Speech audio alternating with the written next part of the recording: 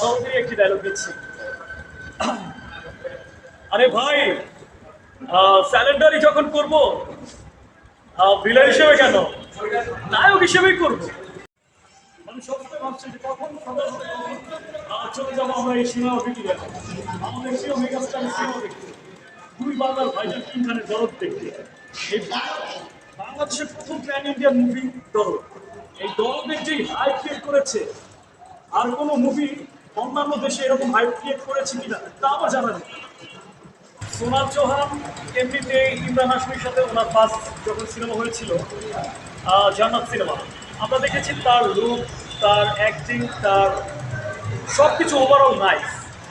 তো শাকিব যখন বলিউডের নায়িকা শাকিব খানের বিপরীতে অভিনয় করবে, সেটা শাকিব খান সব শাকিব ভক্তদের বিশাল একটি পাওয়া।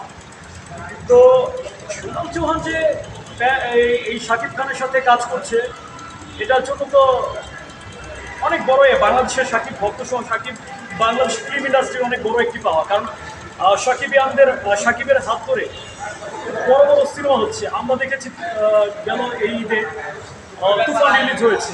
তুফানের ভিতরে আমরা মিমি চক্রবর্তীকে দেখেছি, যে খুব সুন্দর অভিনয় করেছে। আর যেহেতু সেটা আর এখন দরদে যেহেতু বলিউডের নায়িকা, সেহেতু তো পুরো ফাটিয়ে যাবে আশা করা যায়। আর আর আরেকটি কথা, সেটা হচ্ছে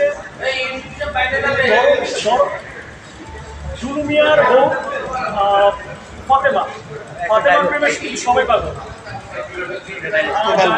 ডায়লগটা তো এখন যে অবস্থা দেওয়া যাবে না, তবু আমি দিচ্ছি। আপনারা বলেছেন, আমি সহজেই একটি ডায়লগ দিচ্ছি। আরে ভাই, স্যালেন্ডারি যখন করব, ভিলেন হিসেবে কেন, নায়ক হিসেবেই করবো।